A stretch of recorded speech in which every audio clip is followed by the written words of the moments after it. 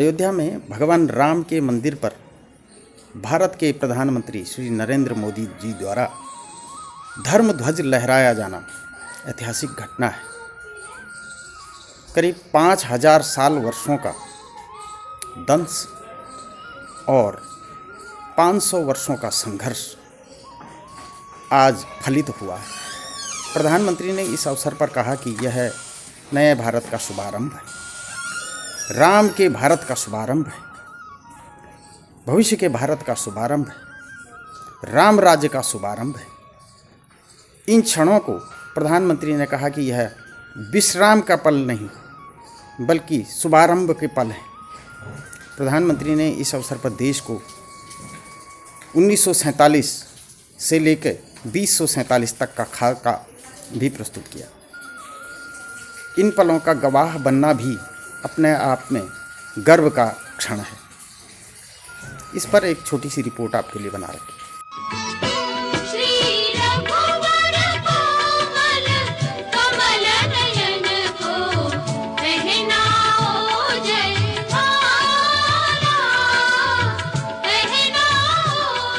हमें अपने भीतर के राम की प्राण प्रतिष्ठा करनी होगी और इस संकल्प के लिए आज से बेहतर दिन और क्या हो सकता है।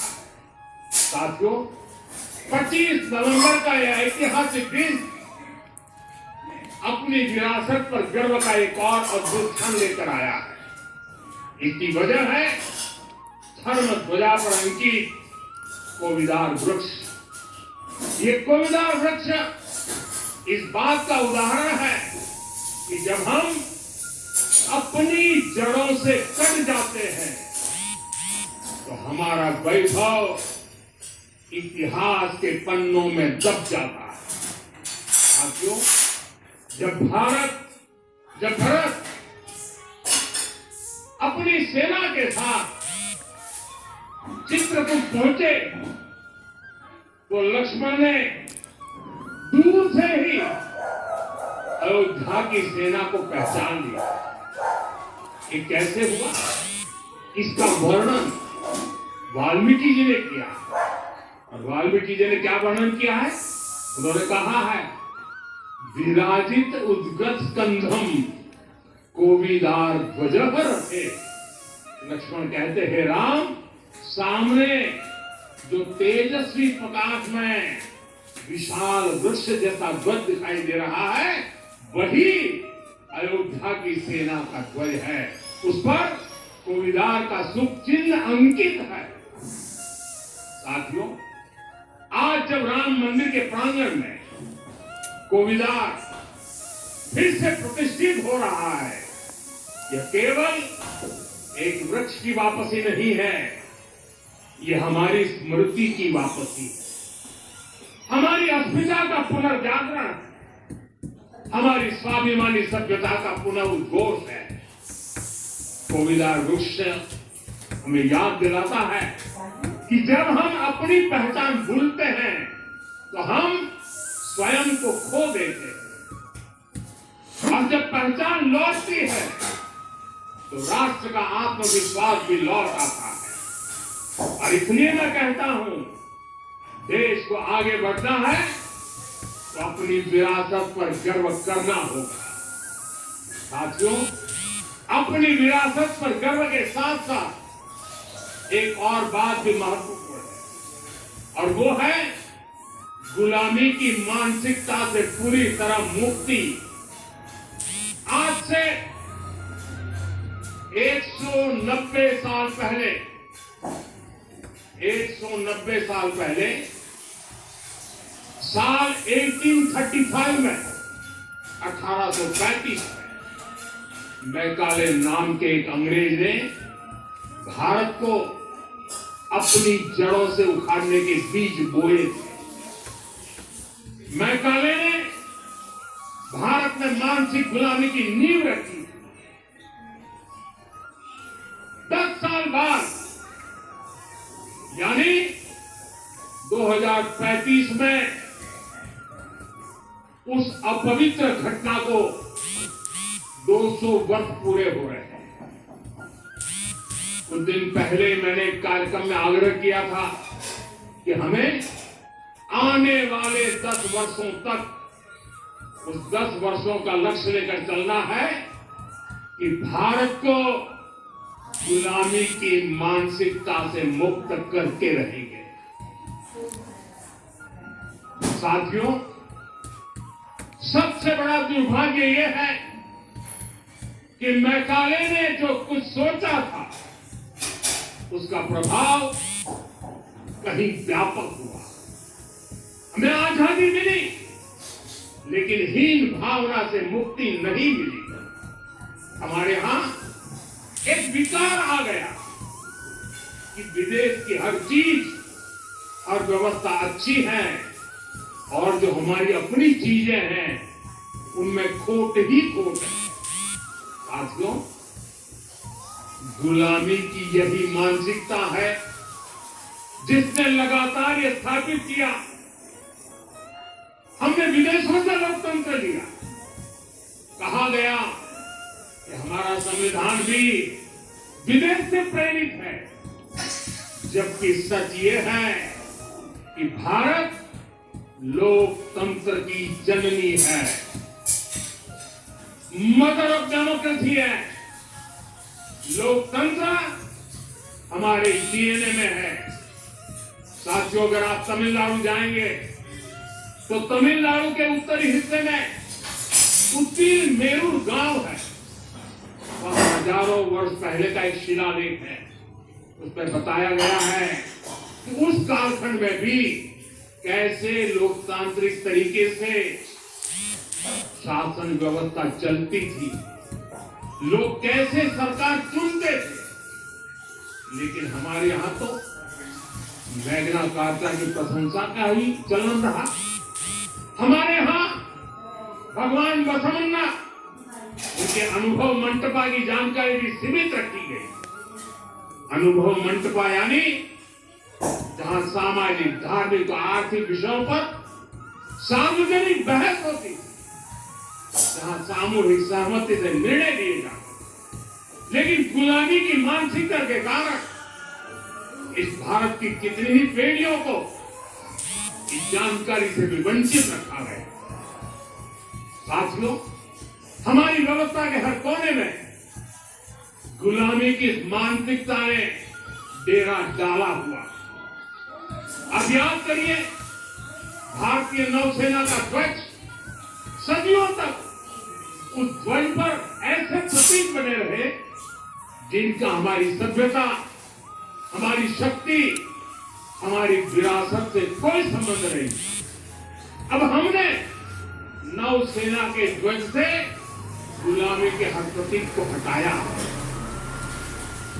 हमने छत्रपति शिवाजी महाराज की विरासत को स्थापित किया और ये सिर्फ एक डिजाइन में बदलाव नहीं हुआ, ये मानसिकता बदलने का क्षण था।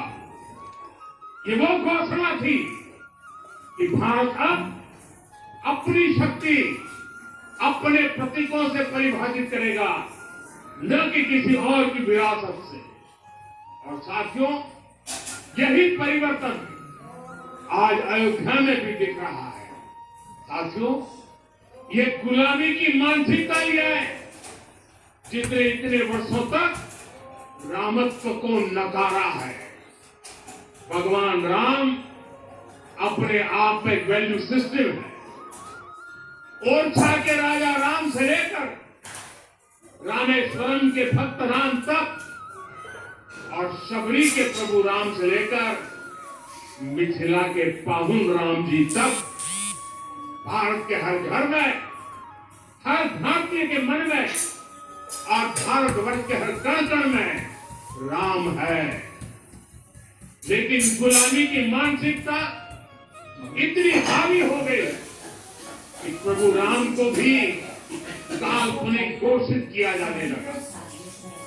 साथियों, अगर हम ठान ले अगले 10 साल में मानसिक गुलामी से पूरी तरह मुक्ति पा ले, आज अयोध्या फिर से वह नगरी बन रही है जो दुनिया के लिए उदाहरण बनेगी। त्रेता युग की अयोध्या ने मानवता को नीति दी, 21वीं सदी की अयोध्या मानवता को विकास का नया मॉडल दे रही है। तब अयोध्या मर्यादा का केंद्र थी, अब अयोध्या विकसित भारत का मेरुदंड बनकर उभर रही है। साथियों, भविष्य की अयोध्या में पौराणिकता और नूतनता का संगम होगा। सरयू जी की अमृत धारा और विकास की धारा एक साथ बहेगी। यहाँ आध्यात्म और आर्टिफिशियल इंटेलिजेंस दोनों का तालमेल दिखेगा।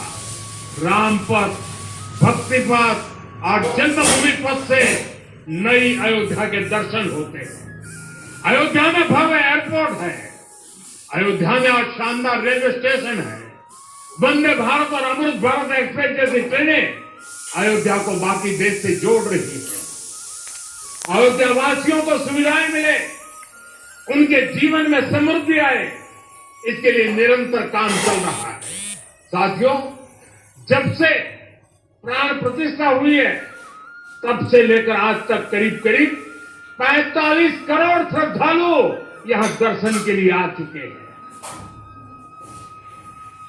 ये वो पवित्र भूमि है जहां 45 करोड़ लोगों के चरण रज पड़े हैं और इससे अयोध्या और आसपास के लोगों की आय में आर्थिक परिवर्तन आया है, वृद्धि हुई है। कभी अयोध्या विकास के पैमानों में बहुत पीछे थी, आज अयोध्या नगरी यूपी के अग्रणी शहरों में से एक बन रही है। साथियों, 21वीं सदी का आने वाला समय बहुत महत्वपूर्ण है। आजादी के बाद के 70 साल में भारत विश्व की 11वीं सबसे बड़ी अर्थव्यवस्था बना। 70 साल में 11वीं, लेकिन पिछले 11 साल में भारत विश्व की 5वीं सबसे बड़ी अर्थव्यवस्था बन चुका है। और वो दिन दूर नहीं जब भारत विश्व की 3री सबसे बड़ी अर्थव्यवस्था भी बन जाएगा। आने वाला समय नए अवसरों का है, नई संभावनाओं का। और इस अहम कालखंड में भी भगवान राम के विचार ये हमारी प्रेरणा बनेंगे। जब श्री राम के सामने रावण विजय जैसा विशाल लक्ष्य था, तब उन्होंने कहा था, सौरज धीरज ते ही रथ चाका, सत्यशील दृढ़ ध्वज पताका, बल विवेक दम परहित गोरे, क्षमा कृपा समता रजु जोरे।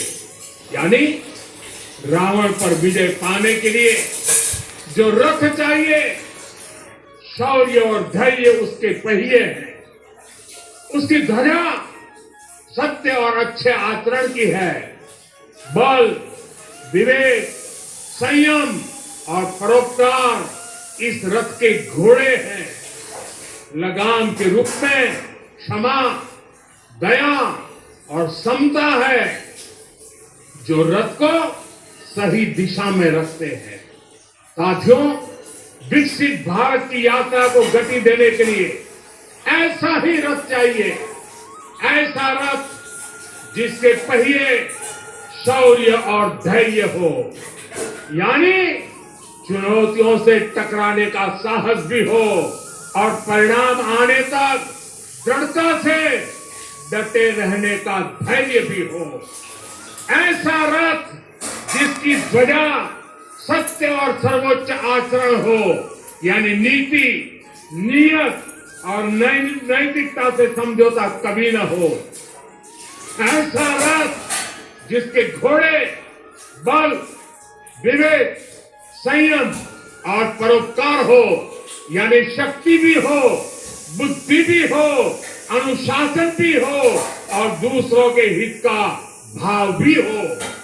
ऐसा रथ जिसकी लगाम क्षमा, करुणा और संभाव हो, यानी जहां सफलता का अहंकार नहीं और असफलता में भी दूसरों के प्रति सम्मान बना रहे। और इसलिए मैं आदरपूर्वक कहता हूं, ये पल कंधे से कंधा मिलाने का है। ये पल गति बढ़ाने का है। हमें वो भारत बनाना है जो राम राज्य से प्रेरित हो, और ये तभी संभव है जब स्वयं हित से पहले देश हित होगा, जब राष्ट्र हित सर्वोपरि रहेगा। एक बार फिर आप सभी को बहुत बहुत शुभकामनाएं देता हूं। जय सिया राम। हमें उनके व्यक्तित्व को समझना होगा, हमें उनके व्यवहार को आत्मसात करना होगा। हमें याद रखना होगा, राम यानी आदर्श, राम यानी मर्यादा, राम यानी जीवन का सर्वोच्च चरित्र, राम यानी सत्य और पराक्रम का संगम। दिव्य गुणे शक्र समो राम, सत्य पराक्रम। राम यानी धर्म पथ पर चलने वाला व्यक्ति। हर उस दानवीर का भी आभार व्यक्त करता हूं जिसने राम मंदिर निर्माण के लिए अपना सहयोग दिया। मैं राम मंदिर के निर्माण से जुड़े हर श्रमजीवी, हर कारीगर, हर योजनाकार, हर वास्तुकार, सभी का अभिनंदन करता हूं। साथियों, अयोध्या वह भूमि है जहां आदर्श आचरण में बदलते हैं। यही वह नगरी है जहां से श्री राम ने अपना जीवन पथ शुरू किया। इसी अयोध्या ने संसार को बताया कि एक व्यक्ति कैसे समाज की शक्ति से, उसके संस्कारों से पुरुषोत्तम बनता है। जब श्री राम अयोध्या से वनवास को गए तो वे युवराज राम थे, लेकिन जब लौटे तो मर्यादा पुरुषोत्तम बनकर के आए। और उनके मर्यादा पुरुषोत्तम बनने में महर्षि वशिष्ठ का ज्ञान, महर्षि विश्वामित्र की दीक्षा, महर्षि अगस्त्य का मार्गदर्शन, निषाद राज की मित्रता, मां शबरी की ममता, भक्त हनुमान का समर्पण, इन सब की अनगिनत ऐसे लोगों की महत्वपूर्ण भूमिका रही है। साथियों, विकसित भारत बनाने के लिए भी समाज की इसी सामूहिक शक्ति की आवश्यकता है। मुझे बहुत खुशी है कि राम मंदिर का दिव्य प्रांगण भारत के सामूहिक सामर्थ्य की भी चेतना स्थली बन रहा है। यहां सप्त मंदिर बने हैं, यहां माता शबरी का मंदिर बना है, जो जनजातीय समाज के प्रेम भाव और आतिथ्य परंपरा की प्रतिमूर्ति है।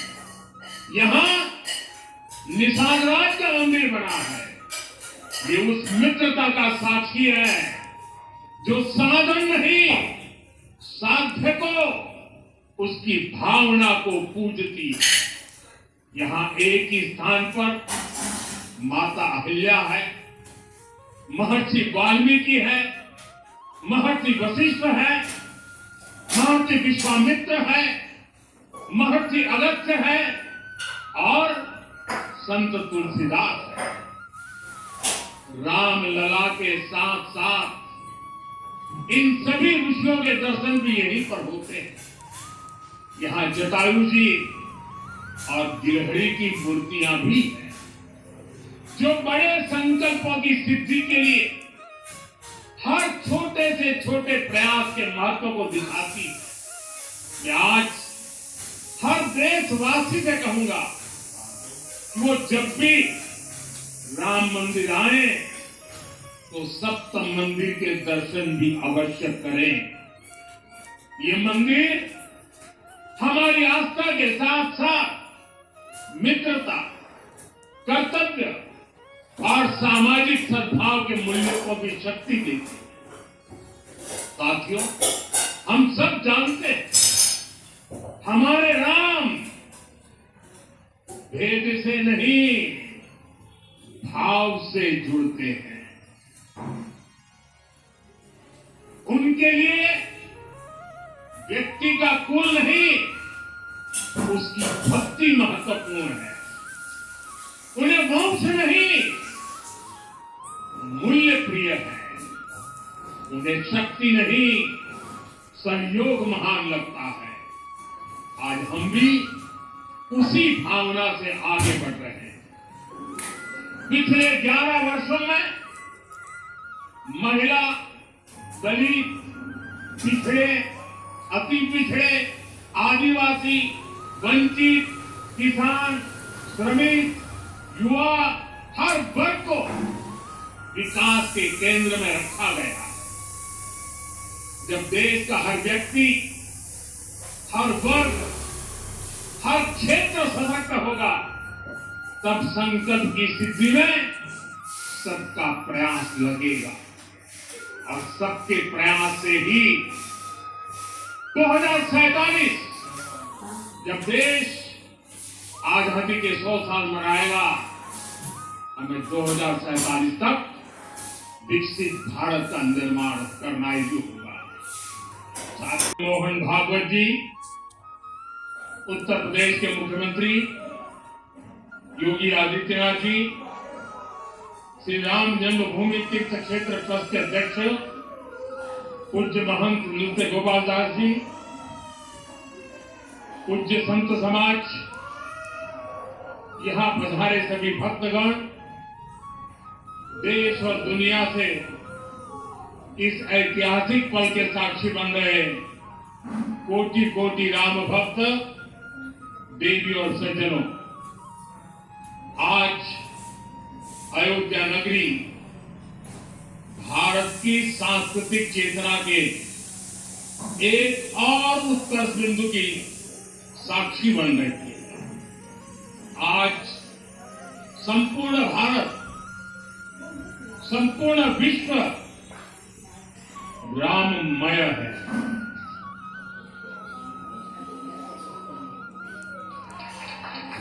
हर राम भक्त के हृदय में अद्वितीय संतोष है, असीम कृतज्ञता है, अपार अलौकिक आनंद है। सदियों के भाव भर रहे हैं, सदियों की वेदना आज विराम पा रही है। सदियों का संकल्प आज सिद्धि को प्राप्त हो रहा है। आज उस यज्ञ की पूर्णाहुति है जिसकी अग्नि 500 वर्ष तक प्रज्वलित रही। जो यज्ञ एक पल भी आस्था से डिगा नहीं, एक पल भी विश्वास से टूटा नहीं। आज भगवान श्री राम के गर्भगृह की अनंत ऊर्जा, श्री राम परिवार का दिव्य प्रताप इस धर्म ध्वजा के रूप में इस दिव्यतम भव्यतम मंदिर में प्रतिष्ठापित हुआ है। और साथियों, ये धर्म ध्वजा केवल एक ध्वजा नहीं, ये भारतीय सभ्यता के पुनर्जागरण का ध्वज है। इसका भगवा रंग, इस पर रचित सूर्य वंश की ख्याति, वर्णित ओम शब्द और अंकित कोविदार वृक्ष राम राज्य की कीर्ति को प्रतिरूपित करता है। ये ध्वज संकल्प है, ये ध्वज सफलता है, ये ध्वज संघर्ष से सृजन की गाथा है, ये ध्वज सदियों से चले आ रहे स्वप्नों का साकार स्वरूप है। ये ध्वज संतों की साधना और समाज की सहभागिता की सार्थक परिणति है। साथियों, आने वाली सदियों और सहस्त्र शताब्दियों तक ये धर्म ध्वज प्रभु राम के आदर्शों और सिद्धांतों का उद्घोष करेगा। ये धर्म ध्वज आह्वान करेगा, सत्यमेव जयते नान्यतम, यानी जीत सत्य की ही होती है, असत्य की नहीं।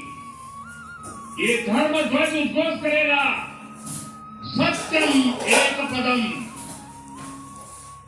ब्रह्म सत्य धर्म प्रतिष्ठित, अर्थात सत्य ही ब्रह्म का स्वरूप है, सत्य में ही धर्म स्थापित है।